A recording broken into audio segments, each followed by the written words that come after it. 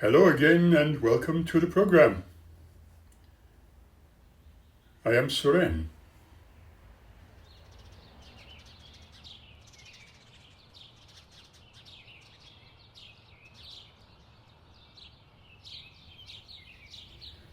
Ever since my childhood days, even when I was only a toddler, people around me were looking at me as a subject of interest, a sign of innocence, an intrigue, and probably listening to the sounds or words I uttered very dismissively, probably considering them to be nonsensical and perhaps illogical, garbled baby talk.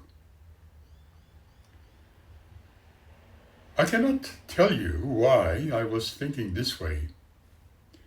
Maybe it was all part of my dreaming, so I thought. I could not truly understand why it was so, and could not comprehend why needed I not be taken seriously. Indeed, I was very imaginative then, and belief caused a lot of angst, even concerns, in the minds of my parents. My father, who did not want me around at all, completely ignored me, considering me as frustratingly idiotic, and indeed, in his own words, brainless. My cousins, on the other hand, who were at least between 8 and 10 years older than myself, were always considered as highly intelligent, going to school and learning everything in a proper order and proper way, whereas my father has always attempted to introduce me to his friends and others as, here is my idiot. Don't take him seriously when he tells you things that does not make any sense. I believe my mother was also somehow influenced with that, as she truly highly esteemed her sister's sons. A lot more, considering me, her first child, with a father who had literally destroyed his own brain by the use of habit-forming substances, and specifically with the assistance of her sister, that they all claimed I was apparently lacking in intelligence and living only above the clouds. However, my mother's love and care proved that she did not worry about my clumsy thinking or the childish imaginings. She believed that imagination for a young child was important, or was told by an educated, intellectual person that way. However, I used to feel and was absolutely certain that I had friends from elsewhere who were as physical as anybody else on earth, even at school. Even then, I thought that I was here for a purpose, although I did not realize what my purpose might have been. Yet, I have always been able to go into other places exterior to the world I was born into. I even ask myself often, was I born into this world, or was I brought here by my other friends or relatives from elsewhere? However, as I remember being led into a structure, which I explain more in detail within the first few pages, like a fantasy literature, when writing down all about my autobiography, and remembering every detail of my development and being born into the world, whereas I was told beforehand that I was not to be fully understood by everyone. Why was it so, and why was my father not having any imagination enough to understand anything about me? Or was it because he was brought up like that, and which I could not understand the then circumstances of life? He, in fact, literally wanted me to be gone. And again, I could not understand this peculiarity. My mother, on the other hand, accepted me as I was, loved and cared for me. 2 years after the arrival of mine, my brother was born, and she again cared for both of us extremely well, truly, lovingly, whereas my father remained always distant. I am not saying these words in order to paint my father as not intelligent, but I could see that he was dependent on habit-forming things, which were not quite right, and when others spoke to me about an invisible heavenly Father who made us all and gave us life and who dwelt above the skies, I could not see him or her other than a beautiful depth of blue when I looked into the eternal mist of air, and when it was night time, I searched for him or her, the maker of supposedly us, all who was ever ready to punish us and always looking for our faults, that we should be very careful not to offend him or her amongst the stars. However, I could not believe that he or she existed at all. My other friends, whom others considered as invisible, were very real to me. I felt I was from a world that the world I was born into could not accept as real. So I had to be very careful about what I said and thought. When I was very young, I encountered people of the friendliest kind, whom I took to be my real relatives and friends. And I don't regret that I did so, because I was most definitely different and almost always rejected by everybody around me, until I made my voice be heard amongst my earthly friends. I could not stand violence, worry, hurting others, or being hurt. Maybe I was a lunatic due to my own feelings about life. However, where I was put in the first place, did not appeal to me either. I found even then the humans around me being very primitive, not understanding a thing, even what I wanted to say, and the simplest things to explain. I believed in peace and beauty. I believed in liking things that generally the other boys and girls did not enjoy, and if they would put their hands on them, they would either hit them, break them, or step on them. Such things as the beautiful flies, bugs, and colorful, beautiful flowers. They would go to places they called the houses of God, mosques, and churches, and pray loudly as they spoke about being peaceful, not hurting anyone, and not being hurt on one side, but on the other, willing to learn how to use guns, grenades, swords, and knives to protect themselves against the others whom they considered as their opponents and enemies. But who were those others? But humans, like themselves. Those people were struggling to make their ends meet also. Even my father and mother were never peaceful with each other.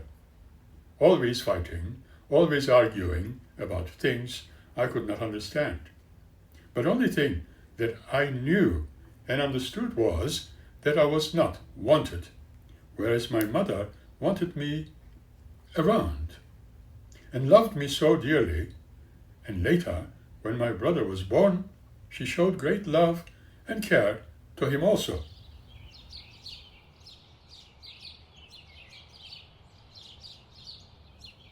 We were very great friends with my brother. However, my brother did not fully accept me or believed in me when I have discovered that I could, for instance, sit in the air, and asking him to remove the chair under me, although he thought logically that I would fall and get hurt, but under pressure he did remove the chair, discovering that I was literally sitting on air. I have been able to repeat the same experience then, several times over. I am unsure if my mother considered that this was part of my mental state or my imagination, perhaps. Did she perhaps think that I was different and therefore making myself sit in the air within my imaginations, although I was literally and physically sitting in air and did not take much note of it?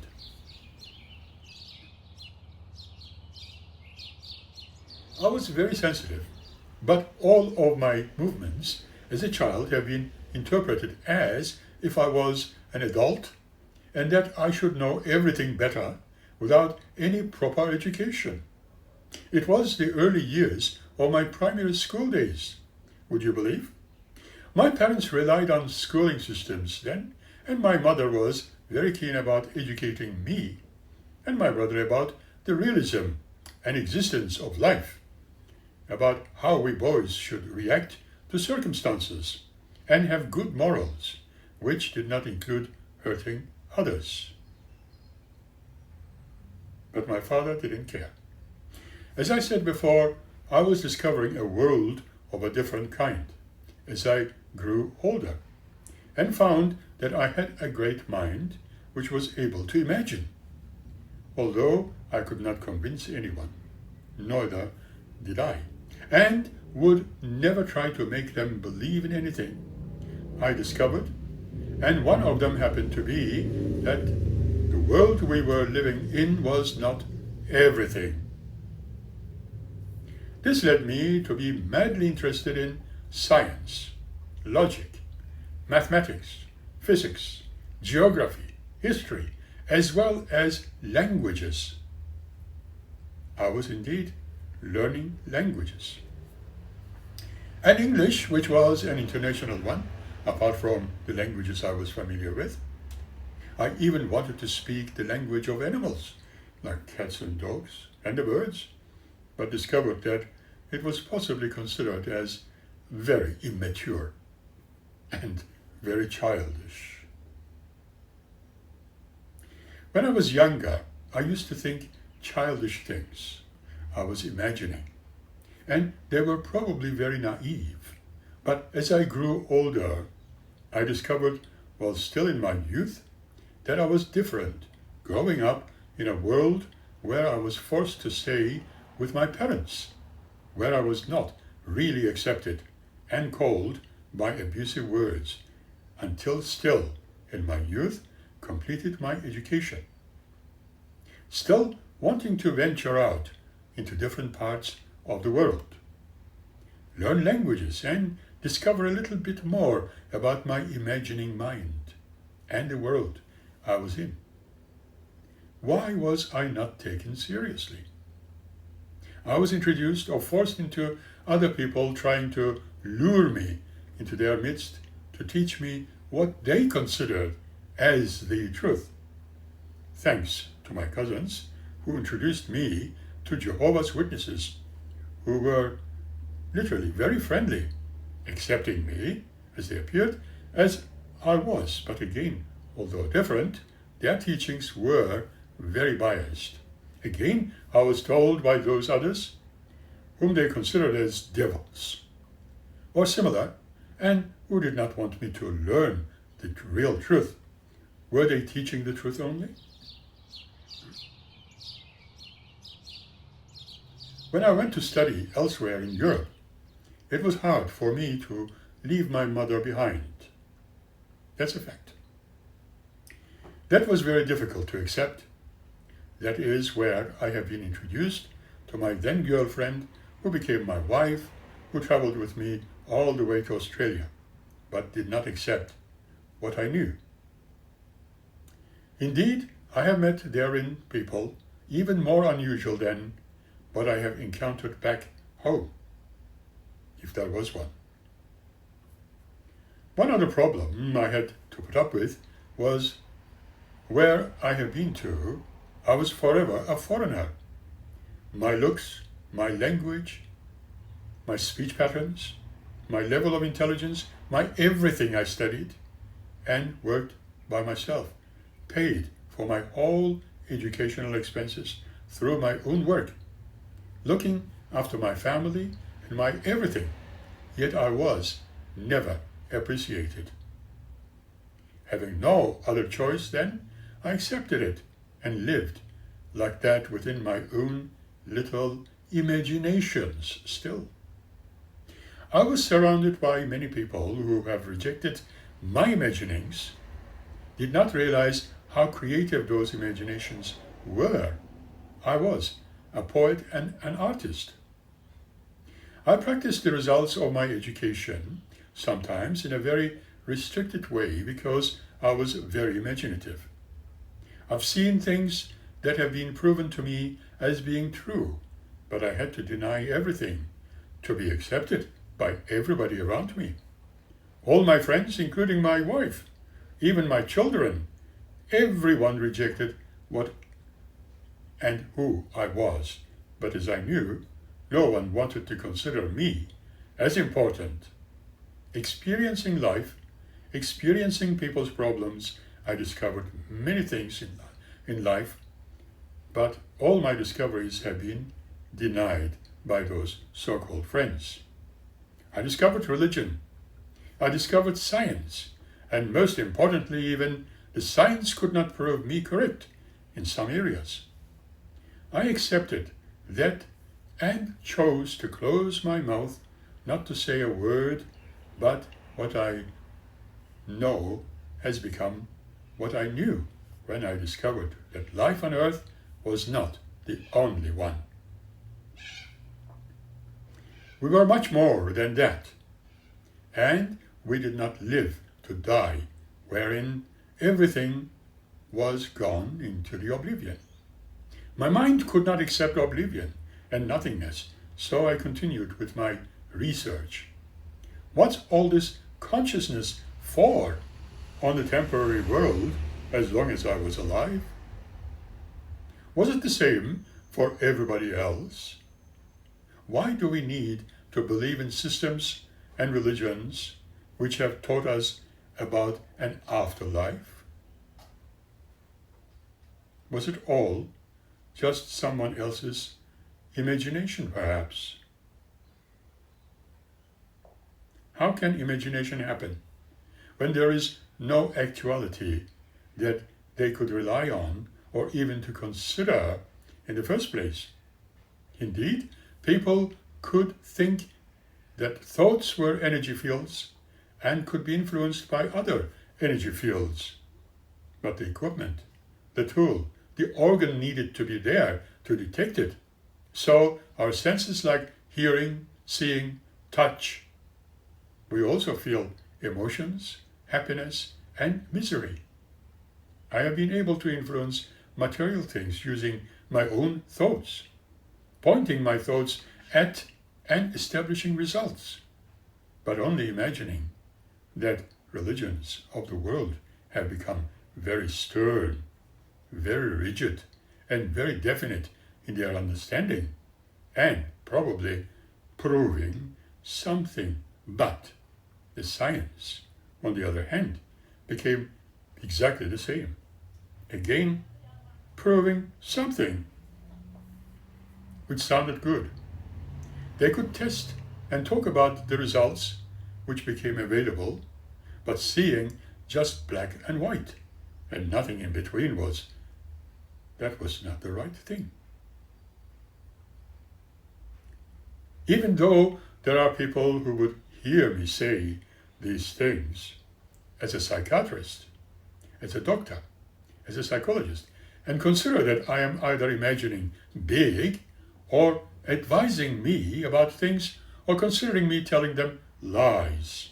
However, I don't tell lies, as I prefer to speak only of the things I know, of that I can touch, feel, that I can experience. Whether I am believed in or not makes no difference to me. My question is still remaining. Will we be living a life that we imagine, or are we living in a life already that is as it is meant to be? Or is it how we are imagining, or are we living our lives at all? Folktales and religious ideas often depict an afterlife as a continuation of consciousness or existence, but science currently offers no evidence for such a state. Well, some interpret, say, near-death experiences, or NDEs, as evidence of an afterlife. However, these experiences are also subject to scientific scrutiny and alternative explanations. The concept of communicating with other dimensions, often associated with spiritualism or paranormal phenomena, alas, it lacks scientific validation and relies on only anecdotal evidence. Believe it or not. What about beliefs in afterlife? Religious perspectives. Now, many religions, including Christianity and various traditions, believe in a soul's existence in another world after death. Hinduism and Buddhism often focus on reincarnation. Secular and even some non-religious individuals express belief in an afterlife, with a portion of agnostics and even atheists reporting a belief in heaven, according to a PEW Research Center study. What about eternal oblivion? The concept of eternal oblivion, or the cessation of consciousness upon death, is also prevalent in philosophical and religious thought, particularly among atheists and some agnostics. Communication with other dimensions. That's an interesting subject. Spiritualism and mediumship. Let's consider that for a moment. Spiritualism and mediumship often involve practices like seeking answers and channeling to communicate with spirits of the deceased. These practices, however, are not scientifically verified nor verifiable. Near-death experiences, or NDEs. NDEs, often reported during medical emergencies, include out-of-the-body experiences, visions of light, and feelings of peace, while some interpret these as the evidence of an afterlife. Scientists, on the other hand, suggest potential physiological explanations related to brain activity during trauma. Lack of scientific evidence is another point to consider. You see, there is no scientific evidence to support the existence of other dimensions or the ability to communicate with them. Are we perhaps considering communicating with other life forms out on other planets, as with SETI, for instance? In summary, while folk tales and religions often depict an afterlife and communication with other dimensions as realities, scientific evidence for these concepts is currently lacking. Experiences like NDEs are often interpreted through both religious and scientific lenses, but their exact nature remains debated. Now, when we look into encyclopedias, even according to Wikipedia, if you are familiar with, it explains afterlife this way. The afterlife, or life after death, is a postulated existence in which the essential part of an individual stream of consciousness or identity continues to exist after the death of their physical body. The surviving essential aspect varies between belief systems. It may be some partial element, or the entire soul or spirit, which carries with it one's personal identity. In some views, continued existence takes place in a spiritual reality, while in others, the individual may be reborn into this world and begin the life cycle over again, in a process referred to as a reincarnation, likely with no memory of what they have done in the past. In this late view, such rebirths and deaths may take place over and over again, continuously, until the individual gains entry into a spiritual realm and the other world. Major views on the afterlife are driven from religion, spiritualism, and metaphysics. Some belief systems, such as those in the Abrahamic tradition, hold that the dead go to a specific place, for instance, paradise or hell, after death, as determined by their God, based on their actions and beliefs during life. In contrast, as within systems of reincarnation, such as those of the Indian religions, the nature of the continued existence is determined directly by the actions of the individual in the end of life. Different metaphysical models. The immortalists generally believe that some afterlife awaits people when they die. Members of generally non-theistic religions believe in an afterlife without reference to a deity. Religions such as Christianity, Islam, and various pagan belief systems believe in the soul's existence in another world, while others, like many forms of Hinduism and Buddhism, believe in reincarnation. In both cases, these religions hold that one's status in the afterlife is determined by their conduct during life.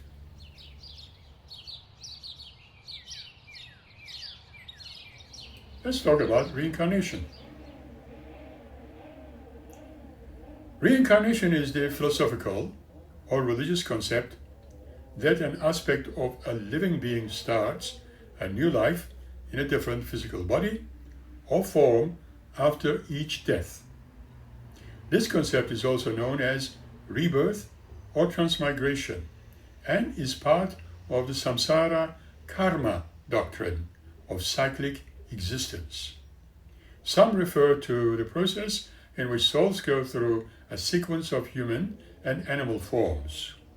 Traditional Hinduism teaches that each life helps the soul learn until the soul becomes purified to the point of liberation. All major Indian religions, namely Buddhism, Hinduism, Jainism, and Sikhism, have their own interpretations of the idea of incarnation, or reincarnation. The human idea of reincarnation is found in many diverse ancient cultures, and the belief in rebirth or metamorphosis or mental psychosis was held by historic Greek figures such as Pythagoras and Plato. It's a common belief of various ancient and modern religions such as Spiritism, philosophy, and Ekanar. It is sound and found well in many other global societies around the world in places such as Australia, East Asia, Siberia, and South Americas. Although the majority of denominations within the Abrahamic religions of Judaism, Christianity, and Islam do not believe that individuals reincarnate, particular groups within these religions do refer to reincarnation, and these groups include the mainstream historical and contemporary followers of Kabbalah, the Druids, and the Rosicrucians.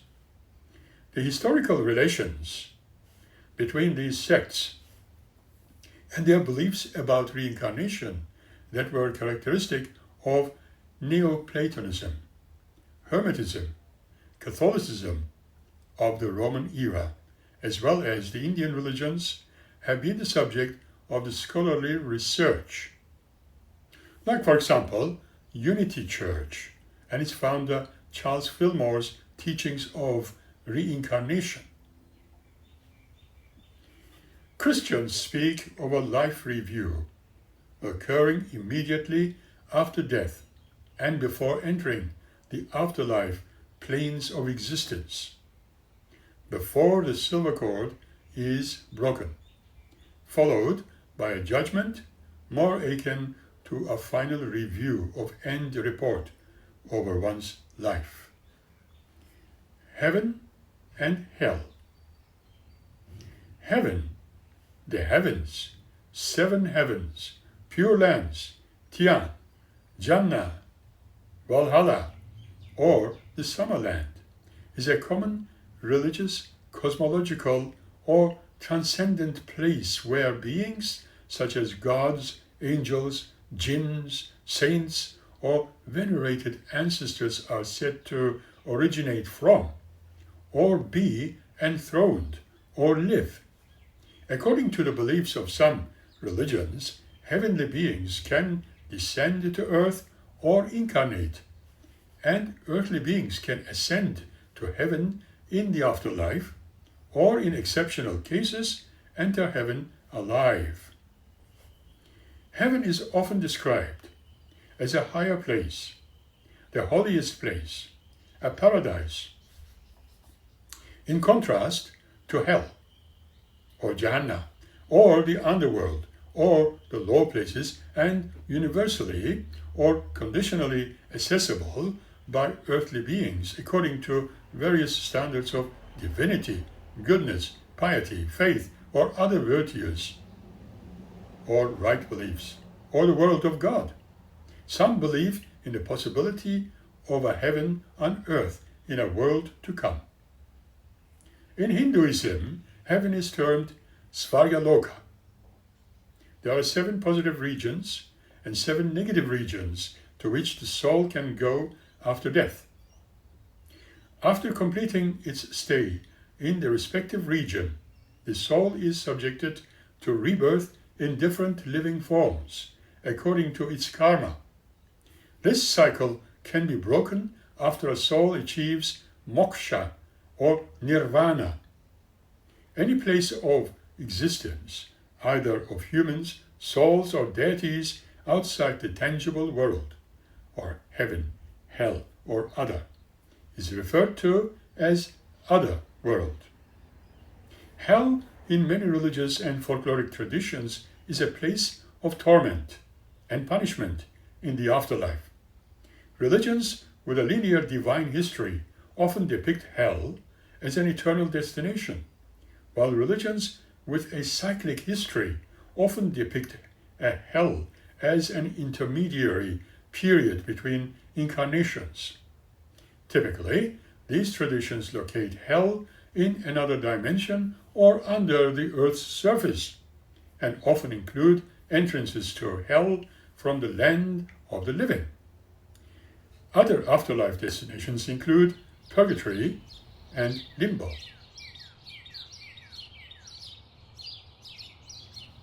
Traditions that do not conceive of the afterlife as a place of punishment or reward merely describe hell as an abode of the dead, the grave, a neutral place, for example, Sheol or Hades, located under the surface of earth. Spiritualism.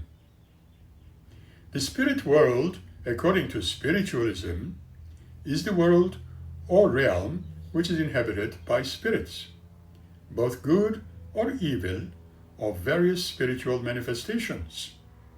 This spirit world is regarded as an external environment for spirits. The spiritualism was a religious movement in the 19th century as posed a belief in an afterlife where individuals' awareness persists beyond death. What about Taoism? Taoism views life as an illusion and death as a transformation into immortality. Taoists believe that the immortality of the soul can be achieved by living a virtuous life in harmony with the Tao. They are taught not to fear death, as it is simply part of nature. What about Unitarian Universalism? Some Unitarian Universalists believe in universalism, that all souls will ultimately be received and that there are no torments of hell. Unitarian Universalists differ widely in their archaeology, hence there is no exact same stance on the issue. Although Unitarians historically believed in a literal hell, the Universalists historically believed that everyone goes to heaven. Modern Unitarian Universalists can be categorized into those believing in the heaven, reincarnation, and oblivion. Most Unitarian Universalists believe that heaven and hell are symbolic places of consciousness, and their faith is largely focused on the worldly life rather than any possible afterlife. Okay, parapsychology. The Society for Psychical Research was founded in 1882 with the express intention of investigating phenomena relating to spiritualism and the afterlife. Its members continue to conduct scientific research on the paranormal to this day. Some of the earliest attempts to apply scientific methods to the study of phenomena relating to an afterlife were conducted by this organization. Its earliest members included noted scientists like William Crookes and philosophers such as Henry Sidgwick and William James. But a psychological investigation of the afterlife includes the study of hauntings, apparitions of the deceased, instrumental transcommunication, electronic voice phenomena, and mediumship or channeling. A study conducted in 1901 by a physician, Duncan McDougall, sought to measure the weight loss by a human soul departed the body upon death.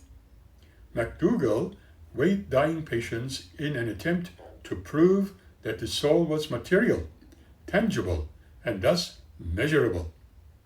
Although McDougall's results were varied considerably, from 21 grams, for some people this figure has become synonymous with the measure of a soul's mass.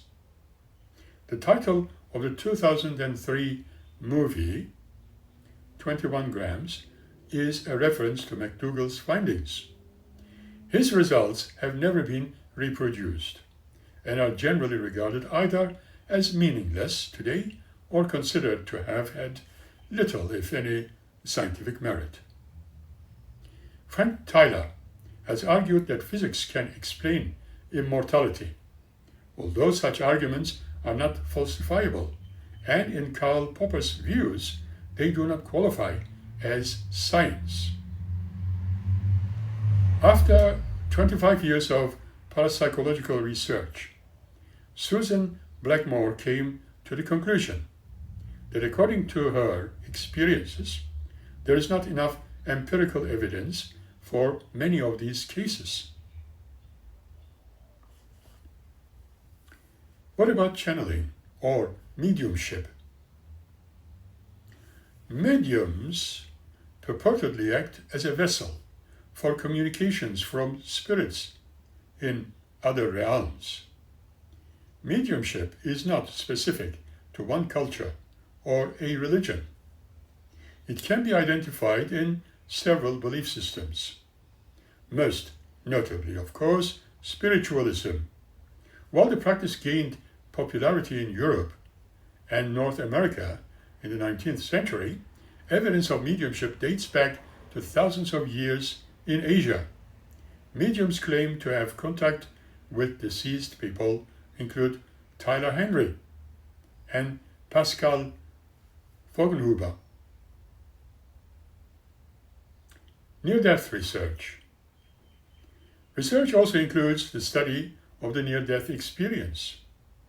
Scientists who have worked in this area include Elizabeth Kubler-Ross, Raymond Moody, Sam Parnia, Michael Seibel, Bruce Grayson, Peter Fenwick, Jeffrey Long, Susan Blackmore, Charles Tart, William James, Ian Stevenson, Michael Persinger, Pim von Lommel, Penny Sartori, Walter van Laag, among others.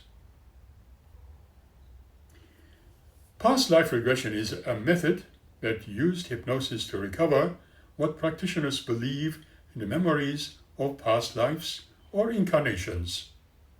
The technique used during past life regression involves the subject answering a series of questions while hypnotized to reveal identity and events of alleged past lives, a method similar to that used in recovered memory therapy, and one that similarly often misrepresents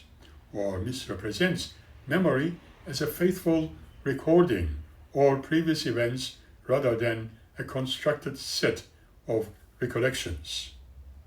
However, medical experts and practitioners do not agree that the past life memories gained from past life regressions are truly from past lives.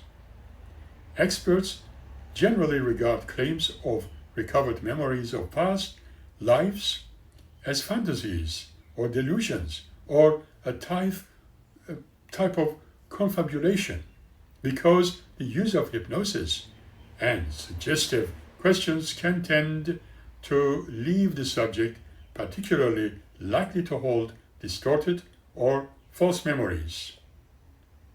And we cannot forget that. What about modern philosophy? There is a view based on the philosophical questions of personal identity, termed open individualism by Daniel Kolak, that concludes that individual conscious experience is illusionary, and because consciousness continues after death in all conscious beings, you do not die.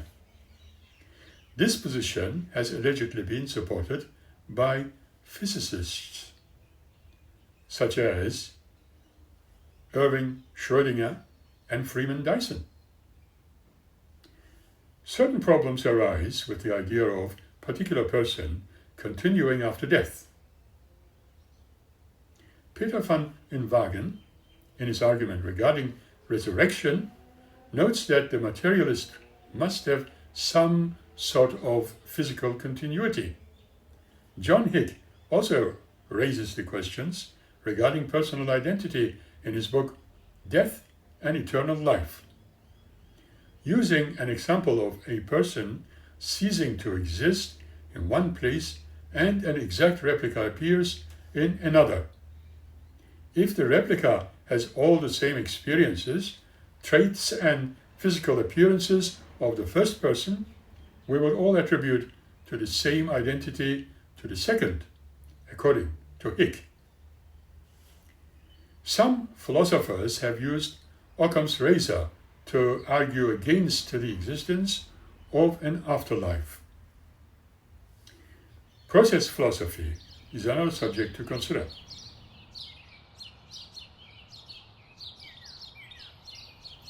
In the pantheistic model of process philosophy and theology, Alfred North Whitehead and Charles Hartshorne reject the idea that the universe was made of substance, instead of seeing realities composed of living experiences or occasions of experience. According to Hartshorne, people do not experience subjective or personal immortality in the afterlife, but they do have objective immortality because their experiences live on forever in God, who contains all that was. However, all the process philosophers such as David Ray Griffin have written about that people may have subjective experience after death. People hold various beliefs about what will happen when they die. Most people believe in some form of life after death. This research was conducted in the context of the US, where a nationally representative survey indicates that 83% of adults believe in an afterlife such as the heaven, hell, or reincarnation. Other common forms of afterlife beliefs include entering a communion with God and loved ones, or transitioning to a cosmic spiritual existence. Although belief in an afterlife is an important component of most religious traditions, non-religious people also report believing in an afterlife. In the US, 26% of agnostic and 3% of atheists believe in heaven. Believe it or not. Regardless of content, afterlife believers comprise a co-feature of most people's worldviews. But what are the social ramifications of afterlife beliefs? Good question. Many afterlife beliefs have in-group assumptions. They make clear distinctions about eternal inclusion or exclusion. For instance, Christians who believe in heaven and hell attribute different groups to each form of afterlife. Heaven for the righteous and communion with God, whereas hell is for the sinners, involving eternal exclusionary conscious torment. The eternity of these categorizations might foster negative internal attitudes. Accordingly, we solely investigate whether or how afterlife beliefs have direct implications for integral prejudice in this life, and take the first step in documenting how afterlife believers may contribute to real-world discrimination. Specifically, we tested 3 research questions. 1. Do afterlife believers predict prejudice against members of different groups, even independent of their associations with religions? 2. Do religious afterlife beliefs explain the established relationship between religiosity and prejudice against value-threatening groups? And 3. What psychological mechanisms may explain that relationship? Afterlife beliefs appear to be one promising explanation, among others, for why religion is associated with prejudice. Many afterlife beliefs are inherently exclusionary by supposed eternal group membership. Many people in one of these stick faith traditions believe in an afterlife in which individuals are sorted after death, often through judgment, into an irreversible afterlife outcome. Righteous adherents are granted indefinite inclusionary status into a favorable existence, for instance, communion with God in heaven, whereas wicked housed as group members are banished to spend eternity undergoing conscious torment and punishment in hell. And whereas some religious individuals believe in one of the following: universal salvation, total inclusion, reversible eternal destinations, the impermanence of hell, allowing for inclusion after exclusion, or in isolation, lack of existence, rather than exclusion for out-group members. The majority of religious afterlife beliefs engender some framework of inclusion/exclusion. An alternative possibility is that afterlife beliefs provide the psychological ingredients necessary to reduce prejudice. Afterlife beliefs may shape attitudes towards different groups by modifying existential terror, function, our existential anxiety buffer hypotheses. According to work within terror management theory, reminding people of their own mortality motivates them to defend their beliefs and values. The anxiety aroused by mortality cells prompts a worldview defense aimed at mitigating this terror, often manifested as prejudice and discrimination against people who threaten their political or religious belief systems. Belief in an afterlife can buffer against its delirious effects of death anxiety. For example, people who are reminded of terrorism and led to believe that there is no afterlife show stronger prejudice against Muslims, whereas people in a similar condition are led to believe that immortality is possible, show no prejudice against Muslims. Similarly, people who are reminded of death show stronger prejudice against gay men, though this effect is much weaker among people who subsequently read about the existence of afterlife.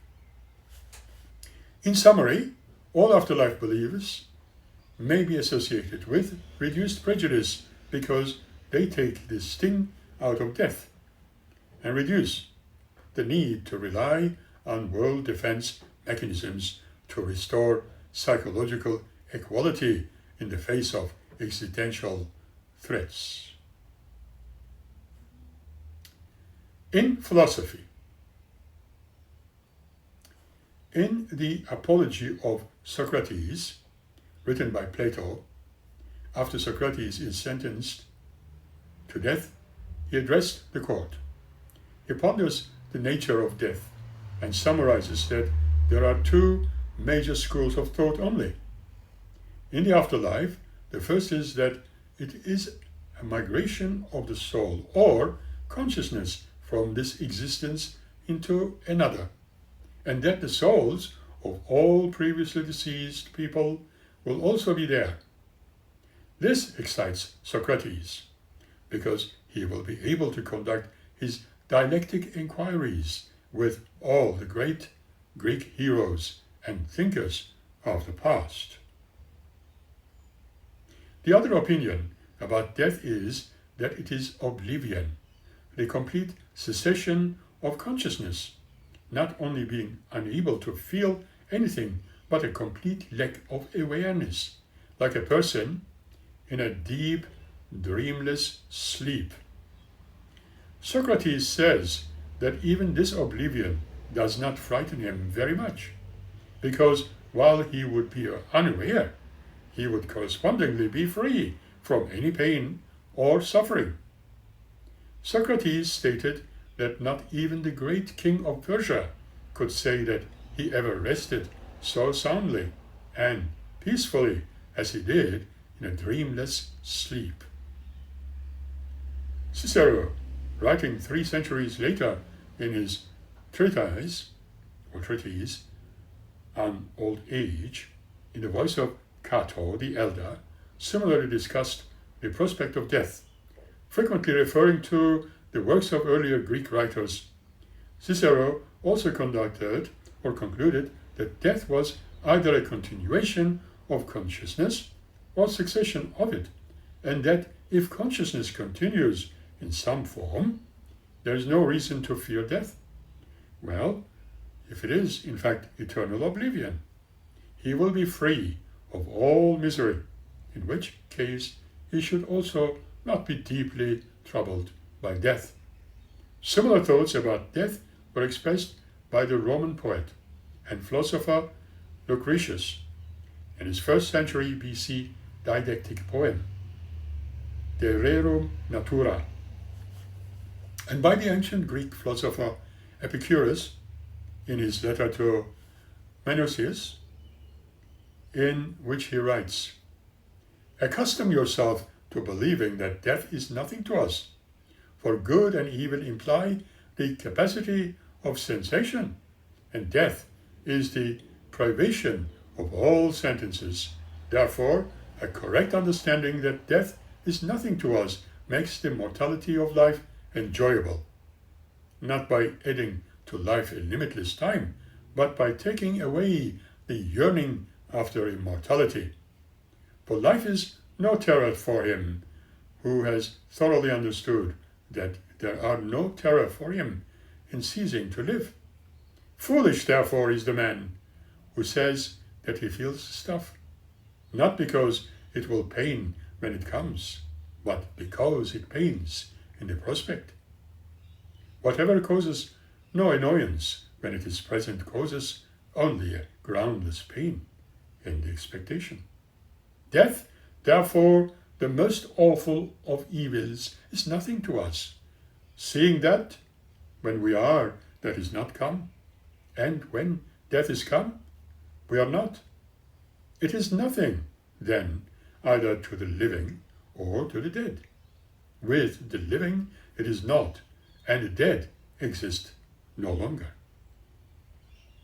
Praising philosopher Paul Edwards, Keith Augustine, and Jonathan Fishman state that the greater damage to the brain, the greater the corresponding damage to the mind.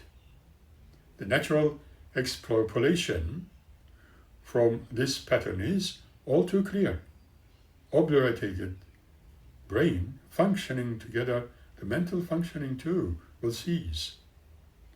Psychologist Steven Pinker and physicist Sean Carroll assert that death is equivalent to eternal oblivion, as science finds no mechanism to continue consciousness after death. That is what we have discovered so far in the human world. I intend to go a little deeper now for a short while by adding further thoughts in here.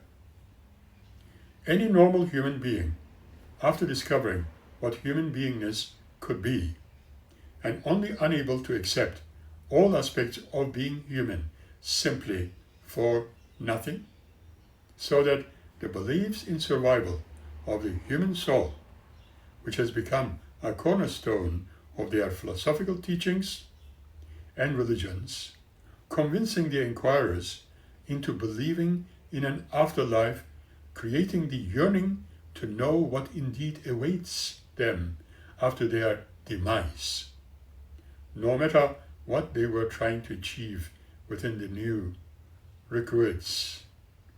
Man had to use his creative imagination and inventing something extraordinary.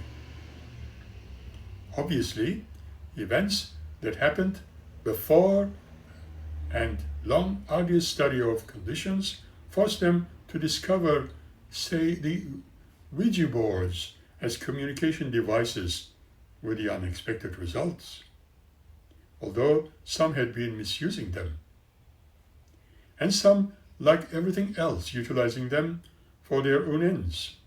Finally, thinking and organizing as well as inventing genius within the physical and non-physical world of the mind came up with more modern versions of it. Do you know any such equipment existing to be able to communicate with other minds as well as those who are believed to exist after their physical death? Do we really become completely non-existent with all our memories, with all our thoughts, with all our emotions, with all what we call us as us after the event of physical death? Do you really know what happens to us? Science cannot tackle this question because it has never been asked in a scientific field what really happens.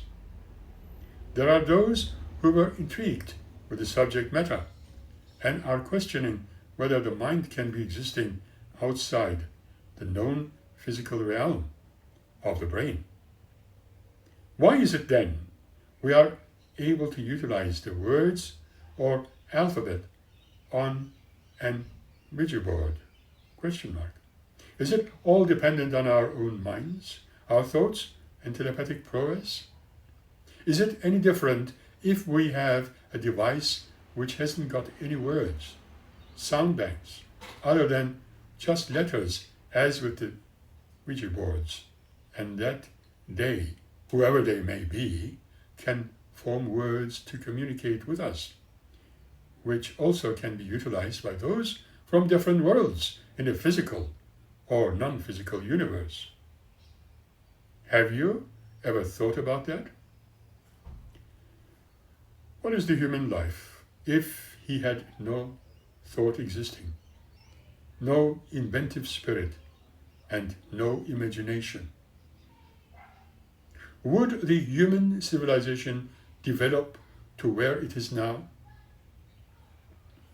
Perhaps before considering everything under a negative light, humanity would be in a better position if imagination would be assisted to thrive. Thank you for enduring this discussion. And thank you for watching. We will meet you again by the next episode. Be happy, keep smiling, and thank you.